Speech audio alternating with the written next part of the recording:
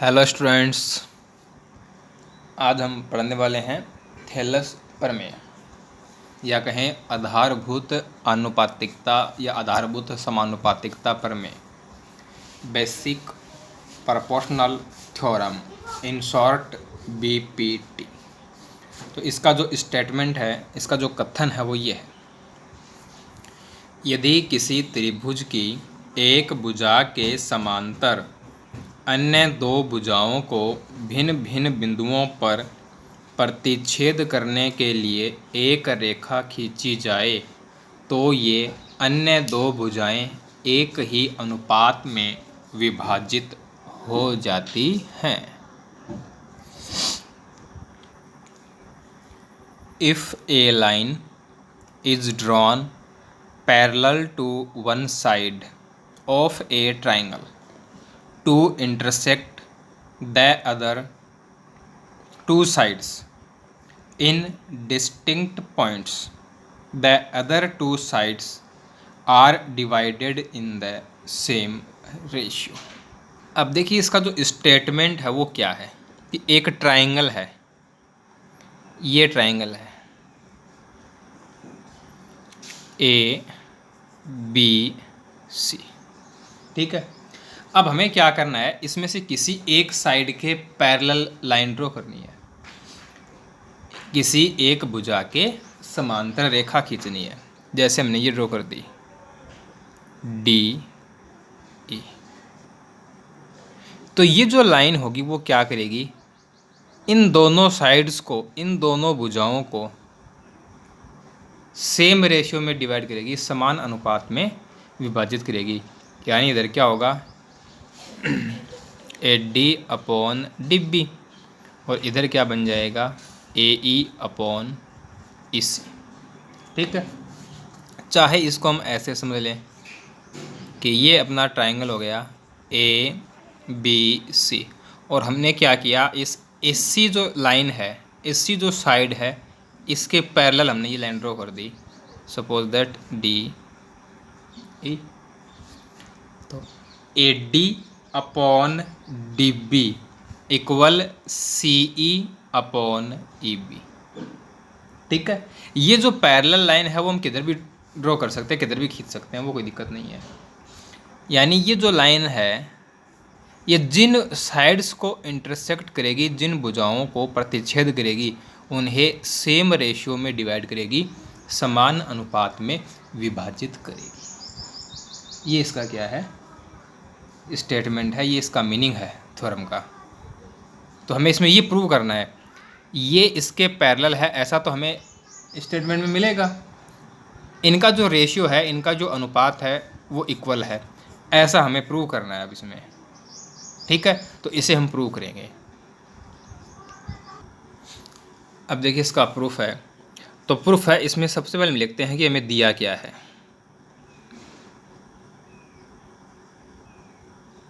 ठीक है ना, प्रूफ में सबसे पहले लिखना है दिया है, गिवन। अब ये बात हमें स्टेटमेंट में बोली गई होगी, तो जो बात हमें स्टेटमेंट में बोली गई है वो हमें यहाँ पे क्या करना है, लिखना है इन शॉर्ट। और जो फिगर बनेगी, जो आकृति बनेगी, वो भी इसी में बनेगी। तो देखो क्या है कि एक भुजा के समांतर रेखा है, ये तो बात बताई अपने को कि एक त्रिभुज के अंदर किसी एक भुजा के समांतर अन्य दो को काटते हुए एक रेखा खींची गई है। तो हम एक ट्रायंगल बनाते हैं यहाँ पे। ये हमने एक ट्रायंगल ड्रॉ कर लिया, एक त्रिभुज बना लिया ए बी सी, ठीक है। ये ट्रायंगल है और इसमें ये हमने लाइन ड्रॉ करी है डी सी डी ई, जो बी सी के पैरेलल है। तो बस इतनी तो बात बताई ना मैं क्वेश्चन में, थ्योरम में। तो क्या लिखेंगे, इन ट्रायंगल ए बी सी, त्रिभुज ए बी सी में D E parallel B C, D E समांतर बी सी। यह बात हमें इस स्टेटमेंट में बताई गई है, थ्योरम में बताई गई है, ठीक है। अब इसके बाद हम लिखते हैं कि हमें सिद्ध क्या करना है, प्रूव क्या करना है, वो बात लिखनी है। सिद्ध करना है, टू प्रूव टू प्रूव। तो हमें क्या प्रूव करना है, इनका जो रेशियो होगा वो सेम होगा, इनका अनुपात बराबर होगा। AD upon DB equal AE upon EC, ये हमें इसमें प्रूव करना है। इसके बाद यदि हमें इसमें कोई रचना करने की आवश्यकता है, कोई कंस्ट्रक्शन करना है, तो वो पॉइंट आएगा। और यदि हमें करने की आवश्यकता नहीं है तो फिर हम लिख देंगे इसका उपपत्ति लिख देंगे। ठीक है, तो यहाँ हमें इसमें रचना करनी पड़ेगी, रचना कंस्ट्रक्शन।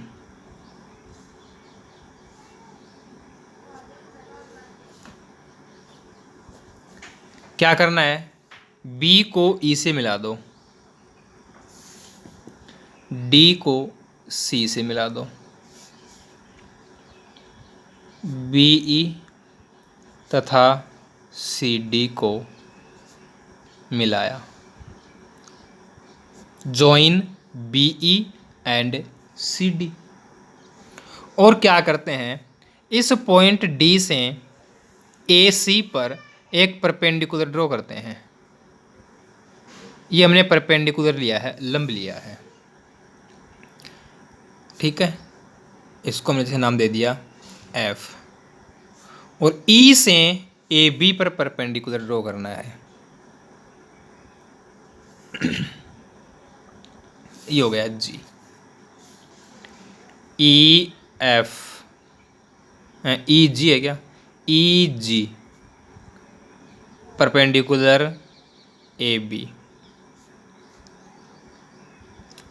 DF perpendicular AC। खींचा, draw EG perpendicular AB and DF perpendicular AC। ये हमें इसमें दो काम करने हैं, तो ये हमने कंस्ट्रक्शन में लिख दिया। अब हम लिखेंगे उपपत्ति। अब देखिए इस फिगर में, देखिए आकृति में देखिए, DE BC दोनों पैरेलल हैं, दोनों समांतर हैं। ये ट्रायंगल यानी ये त्रिभुज और ये ट्रायंगल ये त्रिभुज, इन दोनों ट्रायंगल्स की बात करें तो ये दोनों ट्रायंगल हैं वो DE पर बने हुए हैं। ये दोनों ट्रायंगल हैं, ट्रायंगल BDE, ट्रायंगल CED, दोनों DE पे बने हुए हैं ना, और इन दोनों पैरेलल लाइन के बीच में बने हुए हैं, दोनों समांतर रेखाओं के बीच में बने हुए हैं। तो ये अपनी प्रमेय होती है कि दो समांतर रेखाओं के मध्य एक ही आधार पर बने हुए त्रिभुजों के क्षेत्रफल बराबर होते हैं।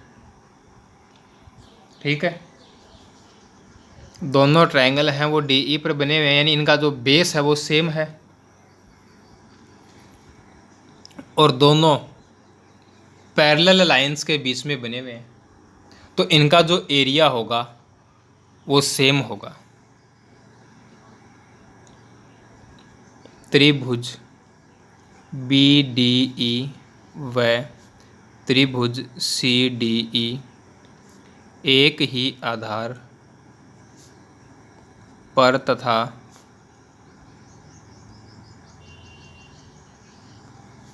समांतर रेखाओं के मध्य बने हुए हैं।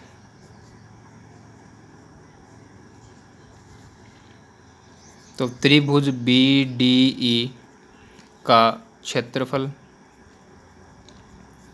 बराबर त्रिभुज CDE का क्षेत्रफल, और हमने कह दिया इसे इक्वेशन 1 कह दिया।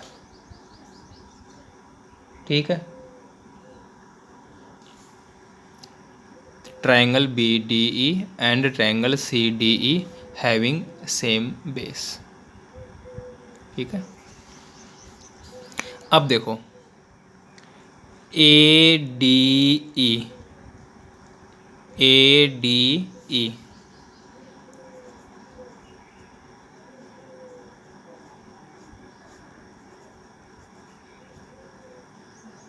इसका हम क्षेत्रफल ज्ञात करें। Area of triangle A D ई।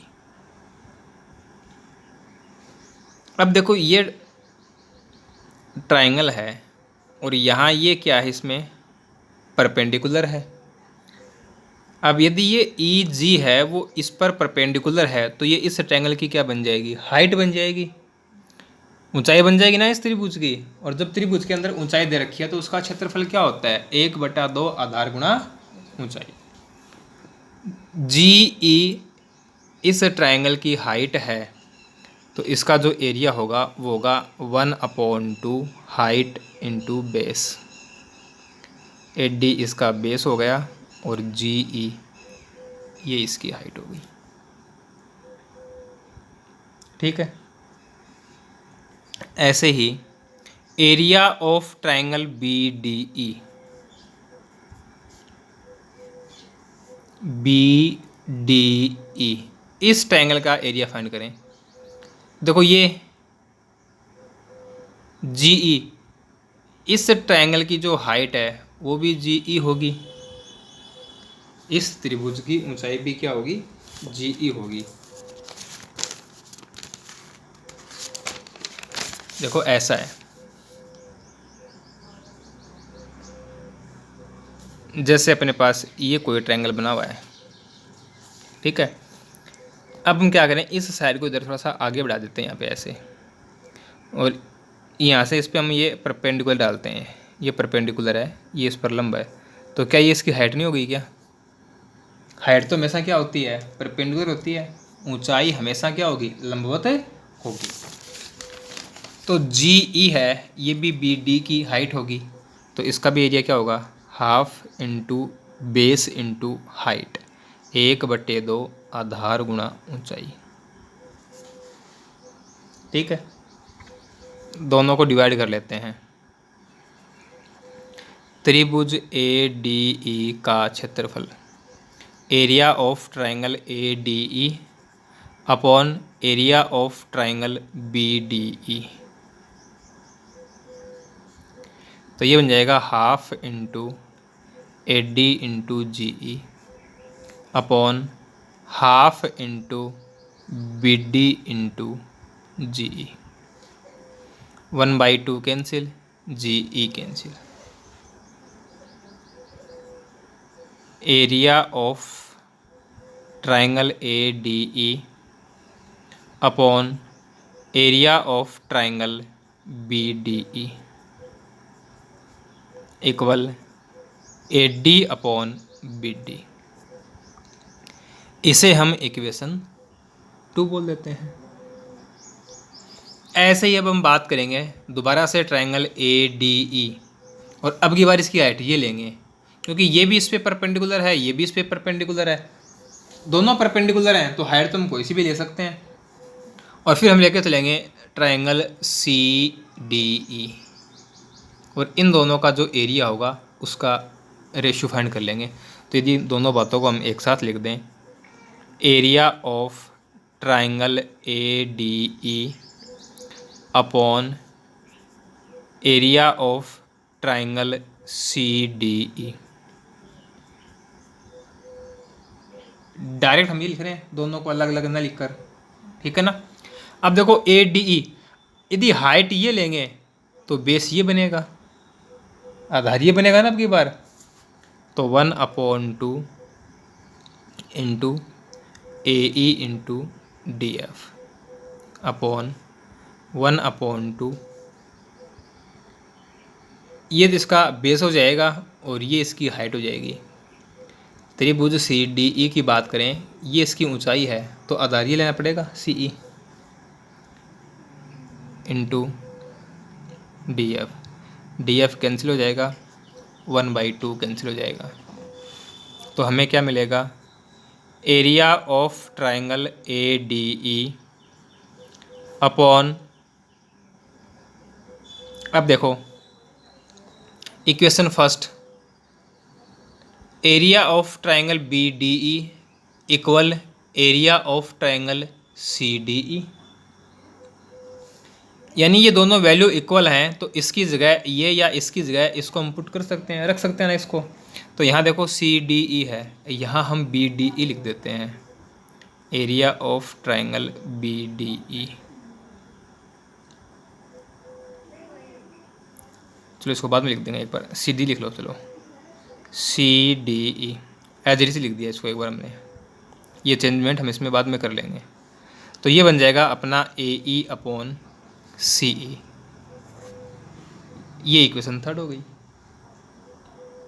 ठीक है। अब इक्वेशन थर्ड में इक्वेशन वन को यूज कर लो। फ्रॉम इक्वेशन 1 एंड 3, या इक्वेशन 1 एंड इक्वेशन 2 को एक साथ ले लो। यदि हम इक्वेशन 1 एंड इक्वेशन 2 को लेते हैं तो यहाँ BDE की जगह CDE लिख देंगे, और इक्वेशन 1 और इक्वेशन 3 को लेते हैं तो CDE की जगह BDE आ जाएगा। तो हमने लिया है फर्स्ट और थर्ड को, from equation first and third, area of triangle ADE upon area of triangle CDE। अब क्या बन जाएगा, BDE बन जाएगा।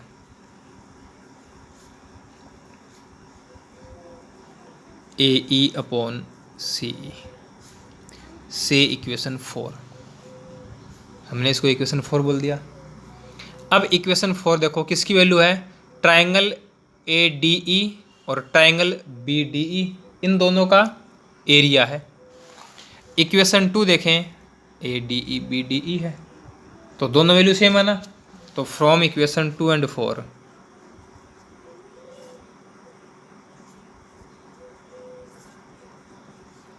क्या जाएगा, AD/BD इक्वल AE/CE। ये हमें इसके अंदर प्रूव करना था, ये रिजल्ट हमें इसमें प्रूव करना था, ठीक है। इसका स्टेटमेंट क्या है, ये हमें अच्छे से लर्न करना है, इसको याद रखना है, और फिर ये इसका प्रूफ है।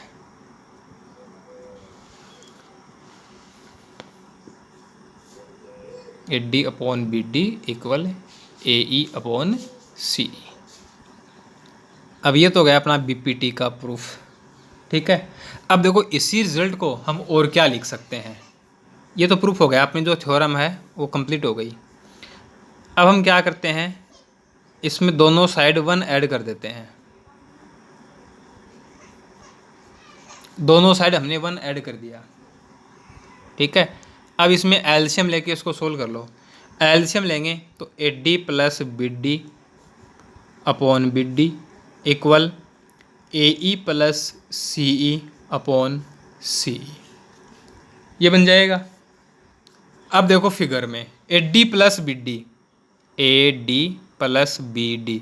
किसके इक्वल हो गई, AB के, और AE+CE ये किसके इक्वल हो गई, AC के।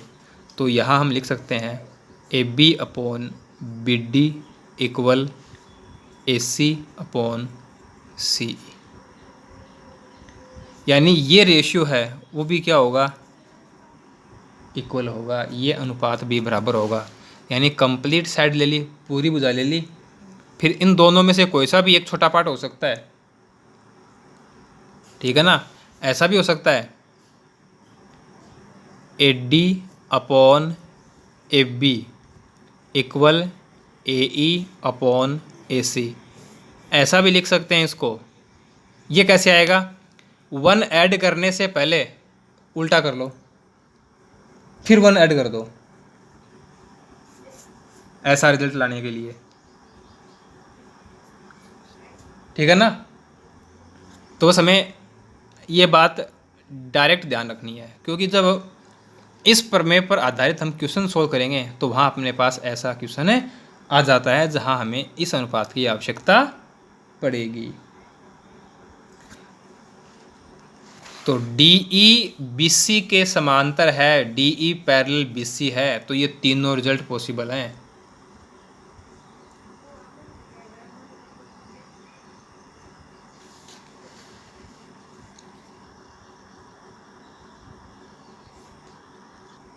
अब देखिए इसका विलोम, इसका कन्वर्स। अभी हमने जो प्रमेय पढ़ी उसका विलोम। यदि एक रेखा किसी त्रिभुज की दो भुजाओं को एक ही अनुपात में विभाजित करे तो वह तीसरी भुजा के समांतर होती है। ये इसका कन्वर्स हो गया।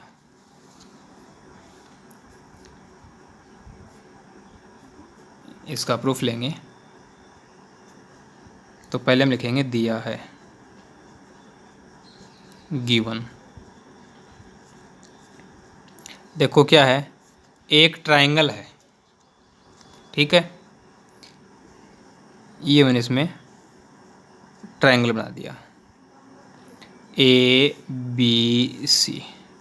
If a line divides any two sides, ये हमने लाइन ड्रॉ कर दी D E.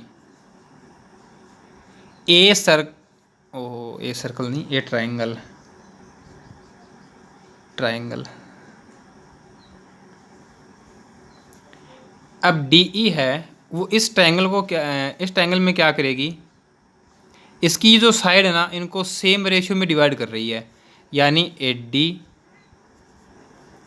Upon D B equal A E upon E C in triangle A B C, त्रिभुज ए बी सी में क्या है, A D upon D B equal A E upon E C. ये बात हमें इसमें दी हुई है। अब हमें इसमें क्या सिद्ध करना है, टू प्रूव कि यदि ऐसा है तो ये जो लाइन होगी ये इस थर्ड साइड के इस तीसरी भुजा के पैरेलल होगी, समांतर होगी।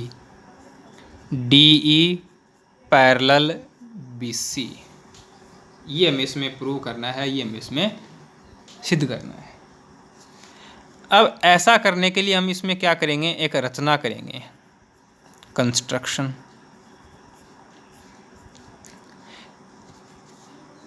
हम इसमें ये एक लाइन ड्रॉ करते हैं डी ई डेस, या डी एफ बोल दो, एक ही बात है, कोई दिक्कत नहीं है, ठीक है। और ये हमने किस प्रकार से ड्रॉ करी है, किस प्रकार से खींची है कि ये बीसी की हमने पैरेलल ली है, डी ई डेस पैरेलल बीसी खींची, ड्रॉ डी ई डेस पैरेलल बीसी। ये बना इसमें कंस्ट्रक्शन हो गया, रचना हो गई। अब देखो आगे हम इसका प्रूफ लिख देते हैं इसके अंदर। अब हमें ये बात क्वेश्चन में दी हुई है, थ्योरम में दी हुई है, तो A D upon D B equal A E upon E C, इसको हमने इक्वेशन 1 बोल दिया। और ये हमने कहाँ से लिखा है, दिया है, गिवन, ठीक है, ये बात हमें दी हुई है। अब देखो हमने ये कंस्ट्रक्शन किया है, इसके अंदर ये हमने रचना करी है, इन ट्रायंगल ए बी सी, त्रिभुज ए बी सी में हमने क्या किया है, डी ई डेस पैरेलल है बी सी, ये हमने रचना करी है। और जब ये इसके पैरेलल है तो इनका जो रेशियो होगा वो इक्वल होगा ना, ये हमने अभी थ्योरम पढ़ी है, जो हमने अभी प्रमेय पढ़ी है उसमें ये तो पढ़ा ना हमने। तो A D upon D B equal A E dash upon E dash C, ये लिख सकते हैं ना, अभी हमने ये तो पढ़ा है। ये होगी अपनी इक्वेशन 2। कहाँ से लिखा है, बाई बीपीटी, आधारभूत आनुपातिकता प्रमेय से।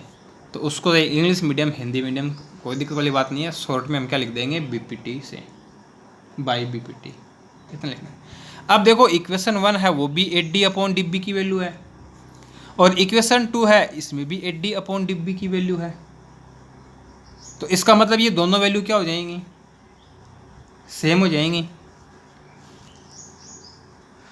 फ्रॉम इक्वेशन 1 एंड 2 ये लिख दिया।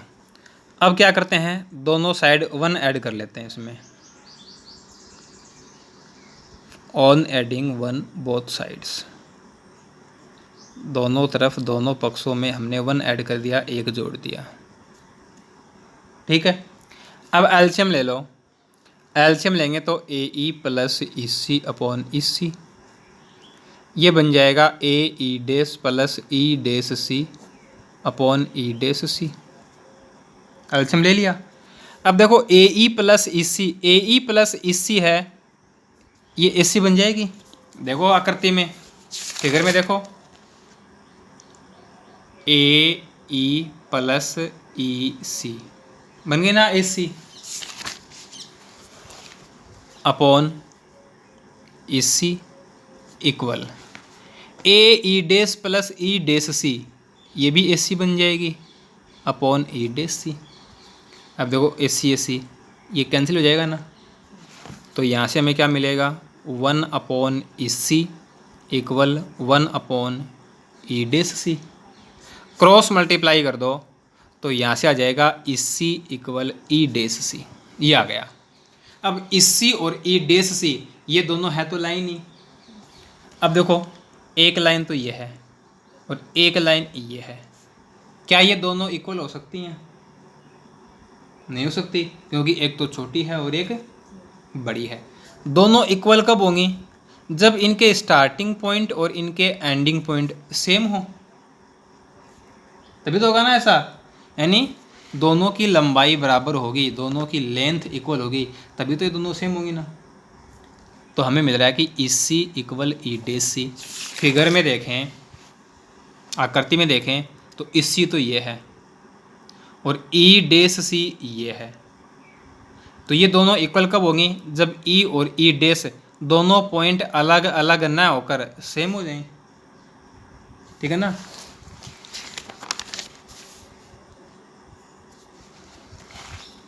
इसका मतलब है कि यह तभी संभव है जब ई तथा ई डैश संपाती हों। संपाती का मतलब कि दोनों बिंदु हैं वो अलग अलग नहीं है, एक ही है। It is possible only when E and E dash are coincide. अब ई और ई डैश हैं वो अलग अलग नहीं है, दोनों क्या हो गए? सेम हो गए। अब ई और ई डैश सेम हो गए तो हमने तो ये कहा था कि जो डी ई डैश है ये बी सी के क्या है? पैरेलल है। डी ई डैश पैरेलल है बी सी के, ये कहा था हमने तो। लेकिन अब जो डी ई डैश है वो किसके इक्वल बन गई? डी ई के। तो डी ई है वो क्या हो जाएगी? बी सी के इक्वल हो जाएगी, पैरेलल हो जाएगी। तो इसका मतलब है D E parallel B C, D E समांतर बी सी। तो ये इस प्रमेय का विलोम था, ठीक है ना। अकॉर्डिंग टू एग्ज़ाम देखें तो जो कन्वर्स जो विलोम है वो इतना इम्पोर्टेंट नहीं है, लेकिन जब हम क्वेश्चन सोल्व करते हैं तो इस रिजल्ट की हमें वहाँ पे क्या पड़ती है? आवश्यकता पड़ती है। बीपीटी है उसका प्रूफ है वो अपने लिए अकॉर्डिंग टू एग्ज़ाम इम्पोर्टेंट है, ठीक है। तो ये थी अपनी BPT and converse of BPT, आधारभूत आनुपातिकता प्रमेय तथा आधारभूत आनुपातिकता प्रमेय का विलोम।